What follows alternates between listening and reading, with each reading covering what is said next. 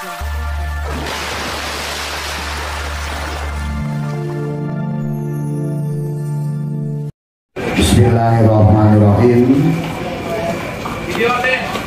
Natalis Dirgahayu SMA Kesatria ke-8. Kita siap untuk menyongsong ke-9 lebih berprestasi.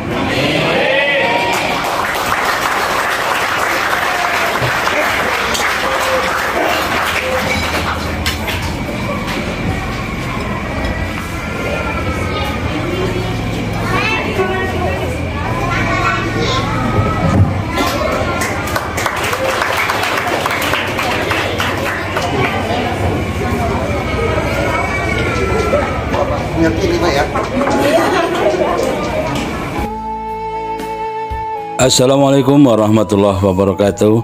Halo sahabat Sufi. Tanpa terasa pesantren Riyadhus Shalikin kini telah memasuki usia 40 tahun. Sejak pertama kali berdiri, pesantren ini fokus kepada jalur salafiyah yang mengajarkan kitab kuning. Di bawah bimbingan langsung Kiai Masruh, pesantren ini berkembang pesat. Kemudian pada saat tampuk kepemimpinan pesantren dipegang oleh Kiai Lutfi Fauzi, tradisi mengaji kitab kuning tetap dipertahankan. Tapi seiring perjalanan zaman, nampaknya pesantren Riyadhus Shalikin tidak bisa lagi mempertahankan tradisi salafiyah. 10 tahun yang lalu Kiai Lutfi Fauzi melahirkan SMA Kesatria Nusantara sebagai salah satu solusi agar santri salafiyah menikmati pendidikan formal.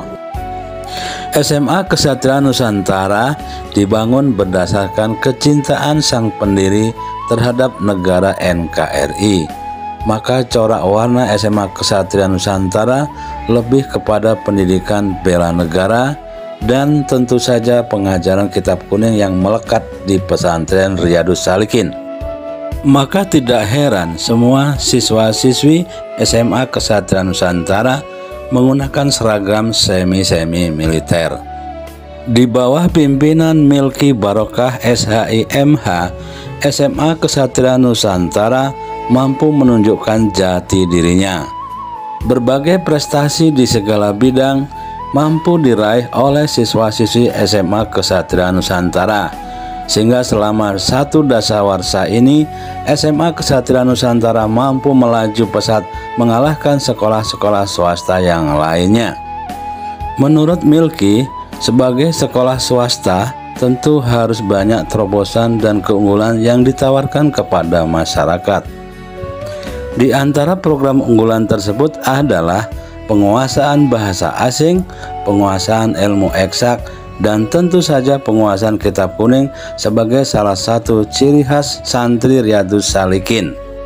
Oke, bagi yang penasaran seperti apa kiprah SMA Kesatria Nusantara, sebaiknya datang langsung ya di komplek pesantren Riyadhus Shalikin pada Herang. Baik, agenda yang pertama itu kita mulai dengan charity event yang akan dilaksanakan di 2 desa, yaitu Desa Paledan dan Desa Maruyung Sari. Oh iya Bu, apa aja Bu target dari charity ini? Target dari charity ini sebenarnya lebih kepada input ke anak-anak gitu ya. Jadi anak-anak bisa lebih bersyukur terhadap keadaan mereka yang sekarang. Karena mereka ini kan full berada di pondok.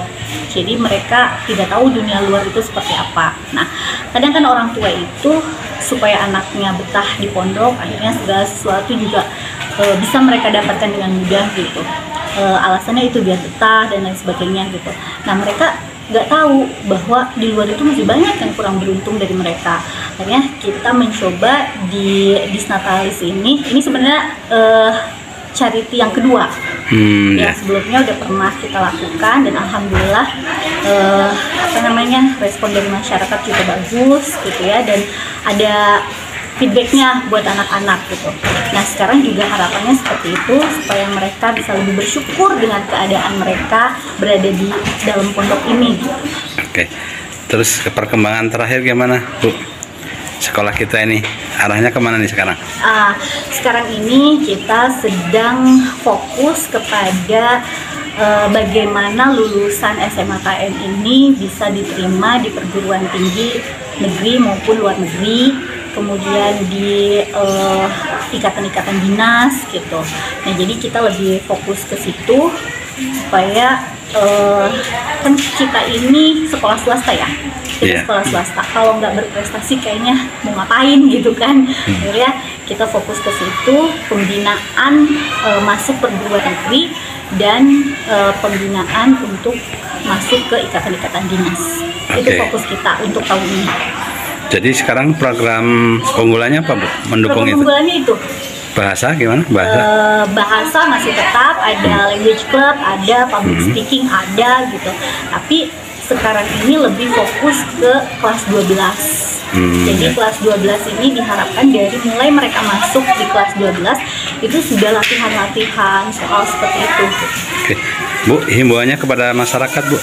Himbauannya kepada masyarakat, jangan takut untuk menyekolahkan anaknya di pondok pesantren, karena anak-anak yang masuk pondok pesantren itu tidak hanya mereka belajar ilmu umum, tetapi juga mereka belajar ilmu agama yang insya Allah akan balance antara psikisnya gitu ya, mentalnya dengan pengetahuannya itu akan balance.